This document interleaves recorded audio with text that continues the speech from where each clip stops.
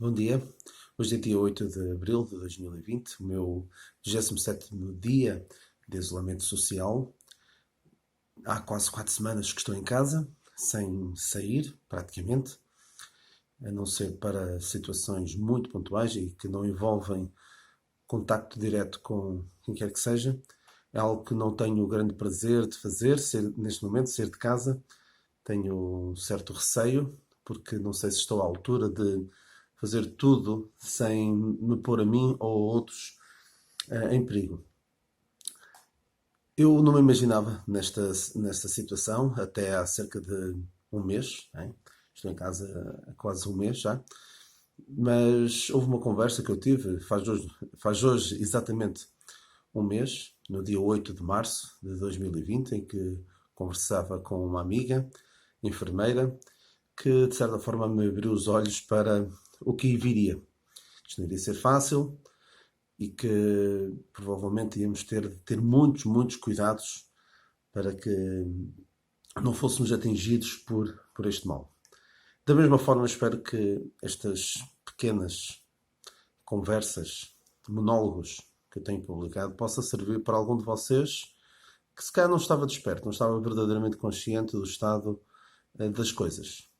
Neste caso, não no estado das coisas, mas no seu estado pessoal, no estado da sua alma, no seu estado perante Deus. Tenho procurado falar, pegando neste assunto, no tema do momento. Praticamente só falamos disto, praticamente não há mais nada que falar, mas eu procuro, pegando neste tema, mostrar a necessidade que as pessoas têm de um mal maior. Né? Um mal que tem efeitos muito mais duradouros, muito mais. Tem mesmo efeitos eternos, que é a questão do pecado. O pecado faz separação entre nós e Deus. E, como tenho dito, ainda disse no último vídeo, que se o coronavírus não te matar, algo o fará. E por isso eu espero que percebas que isto não é uma brincadeira. O coronavírus não é uma brincadeira. Alguns desvalorizam, não é? Alguns ainda, infelizmente, ainda continuam a achar que isto não é mais do que uma gripe, é uma coisa que não é para levar assim tão a sério quanto isso. Até se calhar alguns começam agora a ver os números um pouco mais animadores, e eu até estou um pouco desconfiado de números tão animadores que nós temos estado a ter.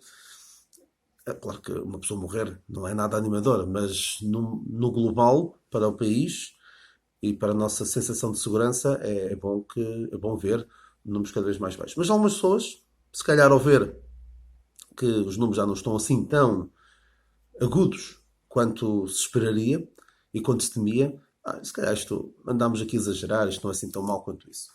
Infelizmente também algumas pessoas podem achar que o seu estado espiritual, a questão da sua alma, a questão da sua relação com Deus, é uma coisa secundária. E eu espero que nenhum de vocês negligencie isto. Espero que nenhum de vocês negligencie a necessidade urgente que tem de se reconciliar com Deus. Porque o pecado faz separação entre nós e Deus. E o pecado é tudo aquilo que não atinge os padrões de santidade de Deus. A palavra de Deus diz claramente que todos pecaram e destituídos estão da glória de Deus. Separados estão da glória de Deus. Não alcançam a glória de Deus. É como se houvesse um abismo entre o homem e Deus. E o homem tentasse superar esse abismo com todo tipo de coisas. Com filosofias, com religiões, com boas obras, mas é um abismo intransponível. E o único que pode ultrapassar esse abismo é o Senhor Jesus Cristo. A palavra de Deus diz que há só um mediador entre Deus e os homens. Jesus Cristo, homem. Portanto, não vale a pena tentar de outra maneira. E não vale a pena negligenciar este perigo. No segundo vídeo que eu fiz, eu falava de continuas a desvalorizar o perigo. Há pessoas que infelizmente continuam a desvalorizar. Acham que não é tão grave quanto isso. Até brincam com a questão do seu estado espiritual. Brincam com o inferno, não acreditando ou relativizando a coisa. É muito, muito grave, muito perigoso. Eu queria falar-vos muito brevemente sobre algo que tenho pensado e quero que também pensem um pouco. Todos nós estamos com algum medo. Não é? Por alguma razão, estamos enfiados em casa, alguns sem ser obrigatório estar sempre, sempre em casa. Não é? Evitamos ao máximo o nosso contacto com outros. Quando eu digo que não é proibido, ainda ninguém disse que ninguém pode sair de casa. Tem de estar enfiados em casa o dia todo. Não nos foi dito isto taxativamente, mas é recomendado que o façamos. Mas ainda assim estamos metidos em casa. Quase 24 horas por dia. É porque temos medo. Não tocamos em certas coisas que não sabemos por onde é que andaram, sem as desinfetar primeiro, porque temos medo. É natural ter medo. Porque não sabemos o que nos irá acontecer se não tivermos os devidos cuidados. Por último, em último caso, nós temos medo de apanhar o vírus. Não é? Ninguém tem gosto ou desvaloriza o risco de apanhar este vírus. É natural ter medo. O medo é uma coisa natural. Porque também temos medo das consequências de apanhar esse vírus. Temos medo do sofrimento que causa. Eu não imagino o que é estar a lutar por conseguir respirar e não o conseguir fazer, devido à ação tremenda e ainda muito desconhecida deste vírus. Este vírus não afeta só os pulmões, afeta muitas outras partes do corpo. A mãe de uma amiga que está ainda internada, mas já está a melhorar, afetou-lhe os rins. Ou seja, isto afeta. A gente nem percebe bem o que é que faz. Lá está, ninguém quer apanhar este vírus. Ninguém quer ficar doente com isto. Não só pelo sofrimento que causa a si, pelo sofrimento que causa aos outros, porque alguém que está em sofrimento também pensa nos seus familiares, pensa como eles devem estar a sofrer, e também ninguém quer. Ninguém tem desejo, ninguém anseia pela experiência da morte.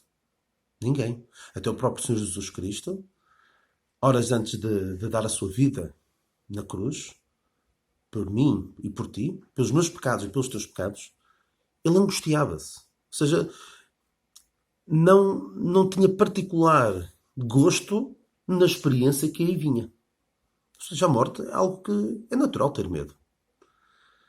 Medo da experiência. Agora, é possível não ter medo do que vem depois. Eu não tenho medo do que vem depois. Porquê? Porque eu estou em segurança. Como eu disse no último vídeo, se estás mesmo em segurança, eu estou em segurança. Não estou em segurança por ter a casa cheia de bens de primeira necessidade, papel higiênico, enlatados, tudo e mais alguma coisa que dê para 5 anos. No caso deste vírus, demorar muito tempo a passar. Eu não estou em segurança por causa disso. Eu não estou em segurança por não deixar absolutamente ninguém entrar aqui em casa, nem abrir a porta, ter tudo fechado. Estou em segurança por isso. Não. O vírus pode chegar de outra maneira. De uma maneira inesperada. Porque também não percebemos bem totalmente a sua ação. Há uns tempos pensava-se que era só transmissão direta entre humanos. Agora também há a possibilidade de ser transmitida por superfícies ou por objetos que estejam contaminados. Então não sabemos. Mas o que me dá segurança não é isso. O que me dá segurança também não é o ter muito dinheiro no banco. Que não tenho. Porque mesmo que tivesse, a gente não sabe que voltas é que o mundo vai dar. E percebemos como num instante tudo muda e o dinheiro que nós pensamos que temos, afinal não vale nada. Pode acontecer. Mas o que me dá segurança, o que faz com que eu não tenha medo, é a certeza de pecados perdoados. É a certeza de que o pecado já não me afeta no sentido de fazer separação entre mim e Deus. Claro que eu peco.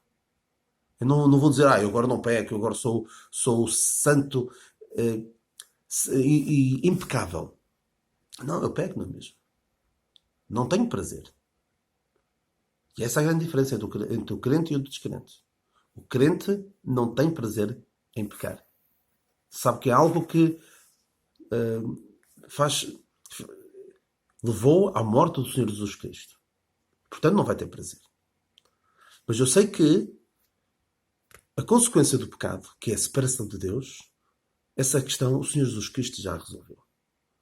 O Senhor Jesus Cristo morreu na cruz pelos meus pecados. Portanto, agora nenhuma condenação há para aquele que está em Cristo Jesus. Eu sei que o pecado já não faz separação entre mim e Deus. Porque o Senhor Jesus Cristo deu ali a sua vida em meu lugar.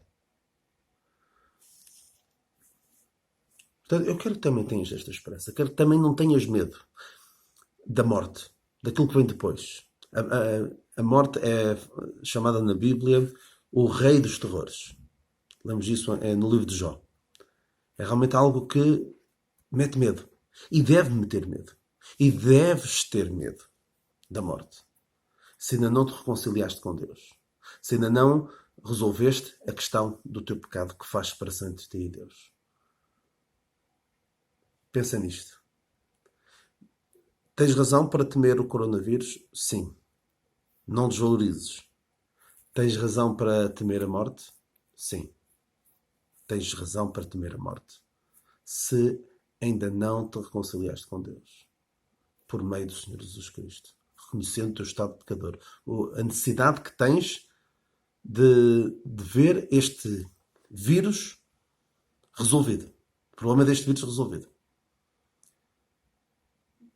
Infelizmente, nós ainda não sabemos a cura para o vírus não temos cura, não temos vacina para o coronavírus. Mas pela graça de Deus, o precioso sangue do Senhor Jesus Cristo é a cura para o vírus do pecado.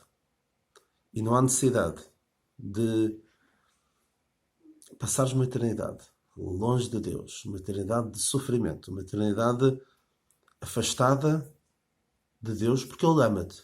Ele quer salvar-te. Ele quer ter do seu lado. E por isso mesmo, Ele enviou o Senhor Jesus Cristo para morrer a morte que tu merecias. Portanto, não desperdices. Imagina a tragédia que era alguém desperdiçar uma vacina do coronavírus que podia salvar alguém. Ter a oportunidade de a tomar e não querer tomar. Por orgulho, por outra razão qualquer. Por medo. Não tenhas medo. Aceita o Senhor Jesus Cristo como teu Salvador. Caso contrário, tens toda a razão e mais alguma para ter medo. Que o Senhor te abençoe e que o Senhor te desperte para esta necessidade urgente que tens.